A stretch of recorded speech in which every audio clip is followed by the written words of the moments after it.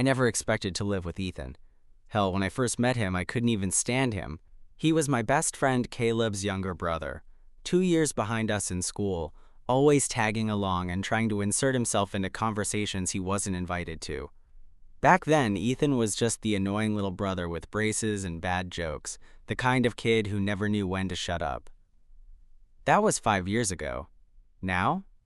He was something else entirely.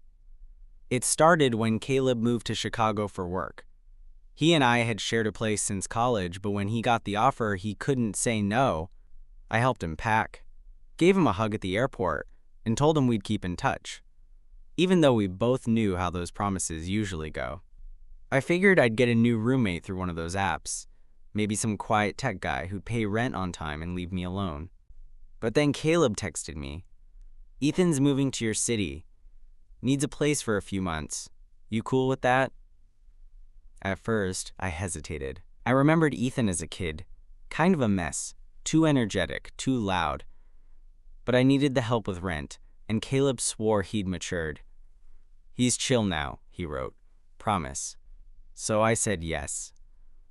Ethan showed up with a single duffel bag, earbuds in, and this ridiculous leather jacket that made him look like he belonged in a boy band.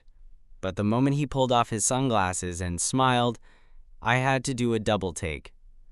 He wasn't a kid anymore. Tall, lean, still had that wild energy in his eyes, but now it was controlled, sharpened into something almost magnetic. His voice had dropped since I last heard it, and when he said, "Hey, man, thanks for letting me crash," I actually felt my face flush, which was ridiculous. We settled into a weird rhythm those first couple of weeks. I worked a regular 9 to 5 at a marketing firm, while Ethan worked evenings at some trendy cocktail bar downtown. We didn't see each other much during the week, but on weekends we'd cross paths in the kitchen or on the couch. He'd tell me stories from work, the insane customers, the weird hookups, the guys who tried too hard, and I'd listen, surprised by how easy it was to talk to him now. He was funny, smart, confident in a way that didn't feel like showing off. One night, we were both home early, which rarely happened. I'd ordered pizza, he brought home leftover cocktails from the bar, and we ended up watching some terrible reality show neither of us would admit to liking. "I still can't believe you let me live here," he said, halfway through his drink. "You used to look at me like I was a stray dog Caleb dragged in," I laughed. "That's because you used to be a stray dog. Remember when you tried to cut your own hair with kitchen scissors?" He winced. "Low blow, man." We kept watching, but the room felt warmer now. Comfortable. Close. A little too close, maybe. I noticed the way Ethan sat. Legs stretched out, socked feet nudging my thigh like it was the most natural thing in the world. The way his laughter would trail off into silence while he watched me from the corner of his eye. The way he never broke eye contact when he talked about his love life. Casually, like he was testing me. I tried not to overthink it. But that got harder when he started staying up late. He'd come home from work, toss his jacket on the back of the chair, and collapse next to me on the couch, even if I was half asleep already. One night, I woke up to find him still there, knocked out cold, his head resting against my shoulder. I should have nudged him awake, should have said something. Instead, I just sat there, letting the quiet stretch. Something was changing. I could feel it, and part of me didn't want to stop it. The night I found Ethan asleep on my shoulder didn't leave me. Even the next morning, when he stumbled into the kitchen with messy hair and sleep still in his eyes, it lingered. He didn't say anything about it, and neither did I, but something about the way he looked at me while sipping his coffee, like he was trying to figure out if I remembered, made my stomach knot in a way that wasn't exactly uncomfortable. From then on, the space between us started to shift. It was subtle at first. He stopped calling me dude so much, started using my name more, in a way that made it feel different. He'd lean in closer when we talked, let his arm rest behind me on the couch like it belonged there. At first, I'd chalked it up to him being naturally touchy, flirty even. Bartenders sort of had to be, right? But then, one Saturday night, it stopped being subtle. I was cleaning up the apartment, just something to do while I waited for my laundry to finish, when Ethan walked in shirtless, hair still damp from the shower, wearing only those loose joggers he somehow made look indecent. He stood in the doorway, towel over his shoulder. "Hey, can I ask you something?" I tried not to let my eyes drift. "Sure. You gay?" The question hit like a hammer. No let-in, no context, just that. I blinked, caught off guard. Yeah, why?" He shrugged, casually, like he'd asked if I liked pineapple on pizza. "Just curious." I raised an eyebrow. "That's all?" He stepped into the room, crossing to the fridge like we weren't having a conversation that had just detonated in my brain. "Yeah," he said, grabbing a bottle of water. "I mean, I kind of figured. Caleb mentioned it once, but I didn't want to assume." I folded the dish towel over the sink, trying to play it cool. "Okay." He leaned against the counter watching me. "You seeing anyone?" "No." "You in a relationship?" I turned to face him. "Are we doing an interview right now, or—" He smirked. "Just curious, man. You're kind of a mystery." I didn't answer. I didn't know how to. And then, as if the universe wanted to make things even more confusing, Ethan started dating someone. A guy. His name was Kyle. Tall, preppy, worked in real estate.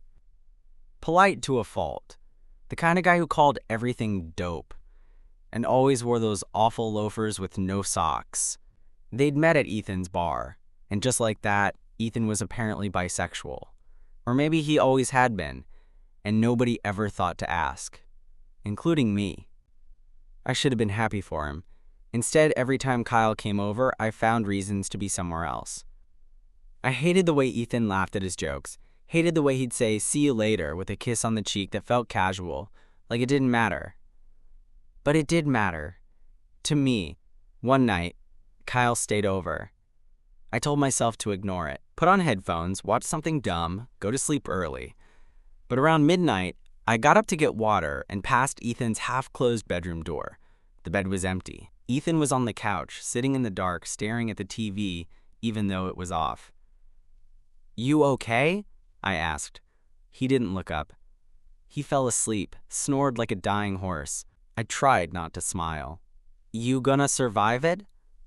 He finally turned to me. "Can I ask you something?" "Another one." He ignored that. "Would it be weird if I said I like being around you more than I like being around him?" I blinked. "What are you saying?" He stood slowly, his voice quieter now. "I don't think I'm into him the way I thought I'd be." "And what way is that?" Ethan stepped closer. "The way I feel around you, it's different." He was too close now. I could smell the cologne he wore. Something subtle and expensive. His voice dropped. "I keep thinking about that night on the couch. When I fell asleep on you." "I remember." "I didn't want to move," he said. "It felt safe." I didn't move. Neither did he.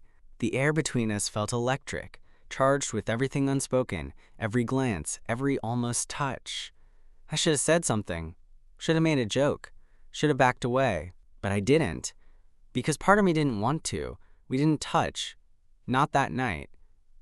But something changed the second I didn't step away. Ethan looked at me like he was waiting for permission. For a sign. I could feel his breath. Could see the tension in his jaw. The way his fingers twitched, like he didn't know where to put them. And when I finally spoke, it wasn't what either of us expected. "You should go back to bed." He nodded, slowly, like it hurt, and walked past me without another word. I stood there for what felt like hours, staring into the darkness, trying to sort through the noise in my head. Ethan, the little brother I used to tease, the guy who used to leave cereal bowls in the bathroom sink, was now the person I couldn't stop thinking about. But he was Caleb's brother, and I didn't want to be the reason anything got weird between them. Or between us. The next morning, Kyle was gone. So was Ethan. He didn't come back until late, looking drained, like he'd spent the whole day walking around in circles. He dropped his keys in the dish by the door and gave me a look that lasted just a second too long. "Hey," I said, trying to sound normal. "Hey, you eat?" "Yeah." "Cool." And that was it. We became two strangers sharing a kitchen again, just like we had when he first moved in. Except now there was this thing between us, unspoken, unresolved, and impossible to ignore. A week passed. Then two. Ethan barely mentioned Kyle, and I didn't ask. Whatever they had fizzled, and he didn't seem eager to replace it. We lived side by side, like actors playing roommates in a sitcom. All surface, no substance. Until the night the power went out. It was around 9 p.m., one of those random blackouts that happen in older buildings. Everything flicked off. Lights, TV, Wi-Fi. I grabbed my phone and lit the hallway just as Ethan came out of his room. "Well," he said, "guess the universe really wants us to talk." I laughed. It was the first real laugh we'd shared in days. We found a couple candles under the sink and lit them in the living room. He brought out a blanket, I made us tea on the gas stove, and for the first time in a while, it felt like before again. Comfortable. Easy. "So," he said, settling beside me on the couch. "Can I ask you something?" I rolled my eyes playfully. "Another interview?" He grinned. "Shut up, I'm serious." I turned to him. "Okay. Ask." He hesitated, looking down at his hands. "Why didn't you kiss me that night?" My breath caught. I stared at him, heart thudding. Because it would have made everything more complicated. It already is. I didn't answer. I couldn't.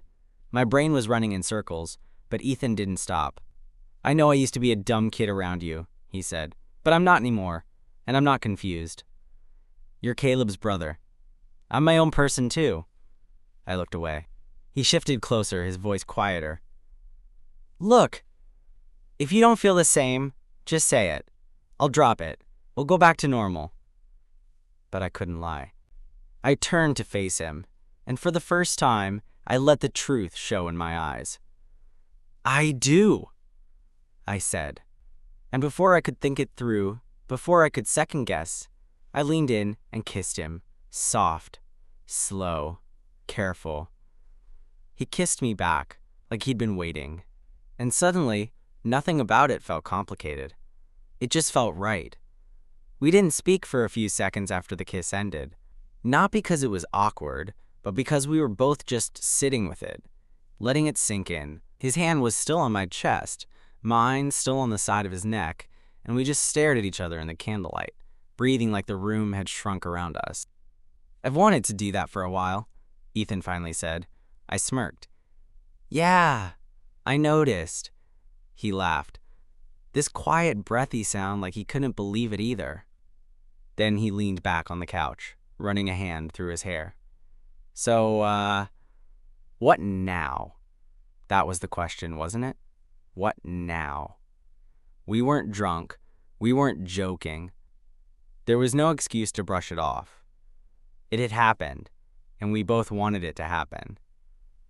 But now we were in this strange in-between space. Still roommates, still friends, still dealing with the elephant in the room named Caleb. I leaned back next to him. "I don't know," I admitted.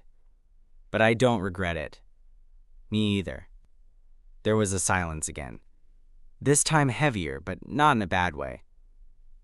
"I don't want this to be a one-time thing," he said, eyes still on the ceiling. "But I also don't want to make things weird. Or mess up your friendship with my brother." "You're not messing anything up," I said. "Caleb doesn't own you. Or me." Ethan turned his head to look at me, his expression unreadable in the flickering light. "He doesn't. But you're important to him. And so am I." "I know. You gonna tell him?" I let out a breath. "Eventually. I think we should figure out what this is first." Ethan nodded, slowly. "Yeah, that's fair." We didn't define anything that night. We didn't talk about what we were, but something unspoken passed between us, a quiet agreement that this wasn't just physical, and we both wanted to see where it would go. After the power came back, things felt different, but not in a bad way.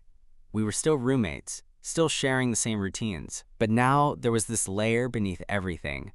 He'd brush against me when we passed in the hall. Our knees would touch when we sat on the couch. His hoodie would end up in my room, my coffee mug in his. It was subtle, careful, like we were learning each other all over again. But it wasn't perfect. There were moments when the tension cracked through, like when he came home late one night and I caught myself waiting up for him. Or when I heard him on the phone with someone from work, laughing a little too easily, and that stupid knot of jealousy started to twist in my chest. One Friday night, we were both off and decided to cook instead of ordering in. Ethan had a recipe for some complicated pasta dish that involved way too much garlic and wine. We ended up a little tipsy, flour on our shirts, sauce on the stove, laughing like idiots as he tried to flambe something that definitely did not need to be flambéed. When we finally sat down to eat, on the couch, of course, because we were still too lazy to use the dining table, he looked over at me, serious all of a sudden. "I like this," he said. "The pasta?" He grinned. "That too, but this, us." My smile faded into something softer. "Yeah, me too." He shifted, resting his head lightly on my shoulder. "So, what are we then?" I didn't have a good answer, but for once, I didn't feel the need to rush one. "We're figuring it out," I said. "Together." That seemed to be enough for him, for now. But deep down, I knew the clock was ticking. Because if we were going to keep doing this, whatever this was, eventually we'd have to face the one thing we were both avoiding: telling Caleb. We didn't tell Caleb. Not right away. Every time I thought about it, my stomach tied itself into a knot. Not because I thought he'd be angry, exactly. Caleb wasn't that kind of guy, but because it would change everything. The dynamic. The trust. And part of me was still trying to pretend nothing serious was happening, even as it clearly was. Ethan never pushed. He gave me space, let things unfold naturally. But the more time we spent like this, cooking dinner together, watching dumb movies under a shared blanket, brushing teeth side by side like a couple, the more obvious it became. We weren't just roommates anymore. We were something else. And hiding it was starting to feel wrong. One Sunday morning, I found him sitting at the kitchen table, scrolling through his phone with that look he got when something was on his mind, but he didn't want to say it. I poured my coffee, sat across from him, and waited. Finally, he set his phone down. "So Caleb's coming next weekend." My stomach dropped. "He's visiting?" "Yeah. Last-minute work thing. Said he'll crash here Friday through Sunday." "Right."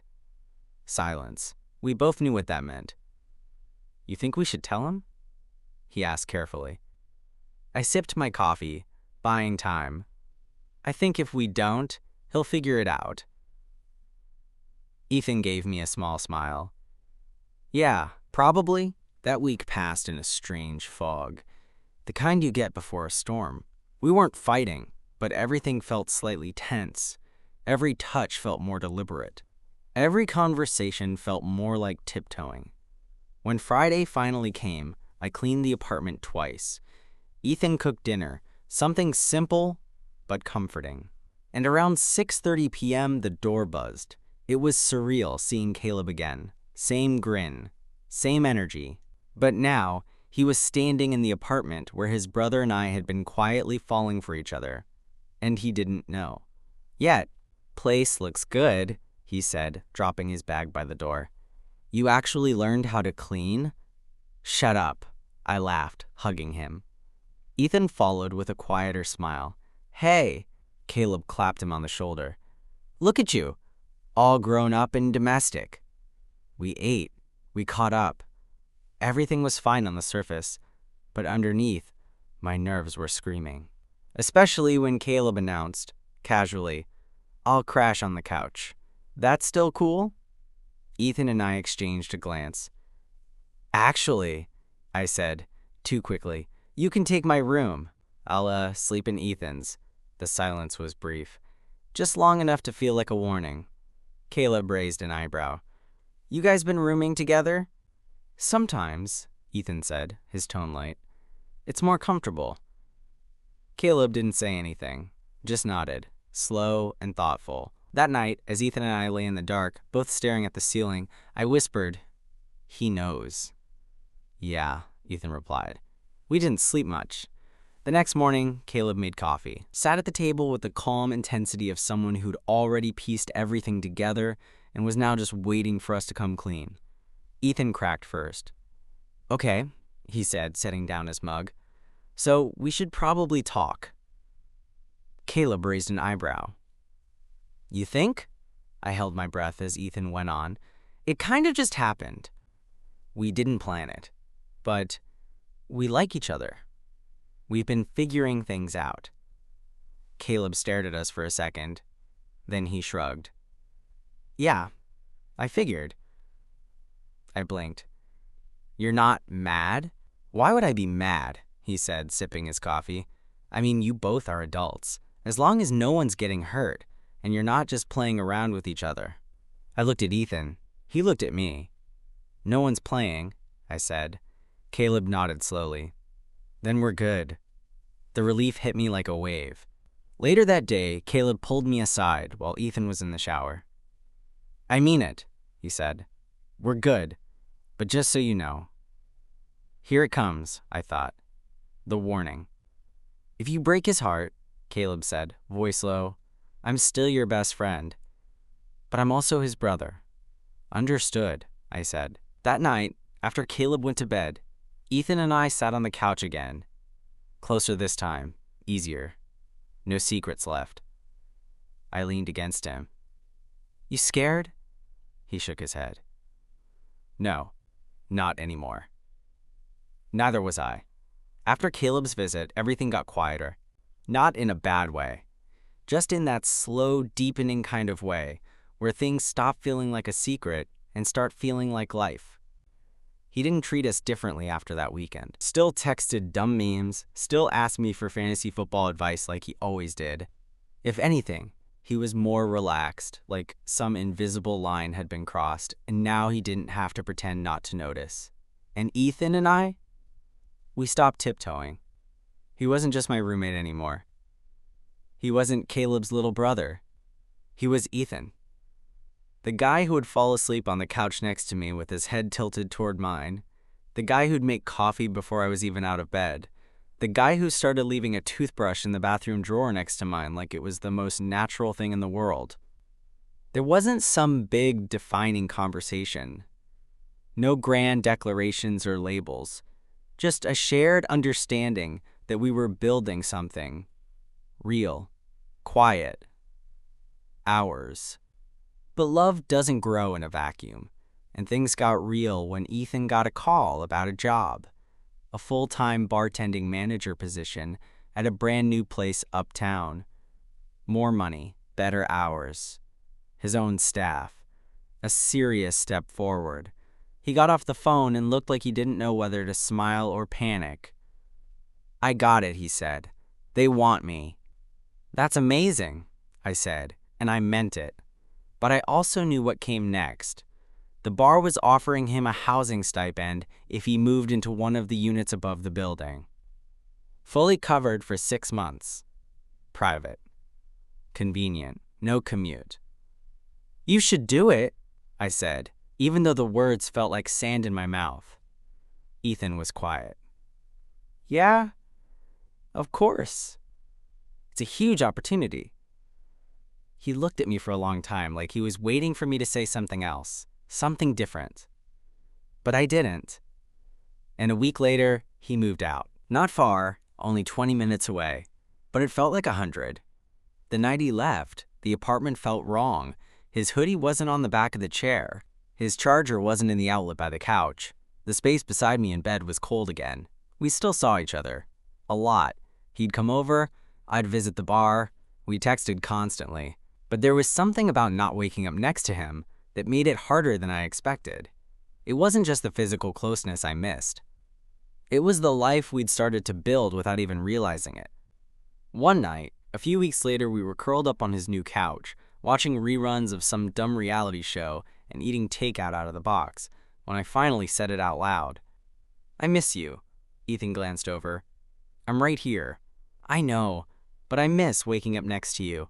I miss grocery shopping together. I miss seeing your stupid face in the morning." He smiled. "I miss you too." We were quiet for a moment, the hum of the TV filling the space. Then he said, "So what are we doing?" I looked at him. Really looked at him. "I think we're in something. I think it's real. And I don't want to keep playing house when we're apart." Ethan nodded, slowly. "Then let's stop. Move back in?" He shook his head. "Let's get a place that's ours. Not mine, not yours, just ours." My chest tightened. Not with anxiety, but with relief. "Yeah," I said, "let's do that." We found the place in less than a month. It wasn't fancy. A 2-bedroom with creaky floors, a weird L-shaped kitchen, and windows that stuck when it rained. But it had character, and more importantly, it felt like a beginning, like something we could shape together. We moved in on a Saturday with help from Caleb, who mostly made fun of us the whole time. "You guys are so domestic, it's disgusting," he said, watching Ethan struggle to build the IKEA coffee table while I argued with him about the instructions. But he smiled when he said it. The first night in the new apartment, we didn't even unpack. Just ordered Chinese food, sat on the floor surrounded by half-empty boxes, and watched old movies on a laptop, balanced on an overturned laundry basket. At one point, Ethan leaned back, resting his head on my shoulder. "Crazy how fast everything changed," he said quietly. "Yeah," I replied, watching the flicker of the screen reflect in his eyes. "But also not really. You were always around. I just didn't know what I was waiting for." He turned his head to look at me, a small smile tugging at his lips. "You're such a sap. You love it." "I do," he said without hesitation. We didn't say "I love you" that night, or the night after. But it was there, humming under the surface, tucked into every touch, every look, every wordless moment spent together. It was in the way he'd steal my hoodie when it got cold, and in how I started drinking oat milk in my coffee just because he liked it that way. It was in the morning silence, in the shared toothbrush drawer, and the way we always left one sock from each pair in the laundry just to mess with each other. It was love. Not the dramatic, all-consuming kind you see in movies, but the kind that grows slowly, steadily, and then suddenly becomes the most natural thing in the world. We told Caleb a few weeks later. Officially. Sat him down, laid it out, expected him to roll his eyes or give us some "be careful" speech. Instead, he raised his beer and said, "I called this years ago. Took you two idiots long enough. Now we've built something real, something solid." Ethan still bartends. I still do marketing. We still argue over the dishes and whose turn it is to take out the trash. But I wouldn't trade it for anything, because at the end of the day, I get to come home to him. And he gets to come home to me. Funny how the person I once thought was just my best friend's little brother turned out to be the love of my life.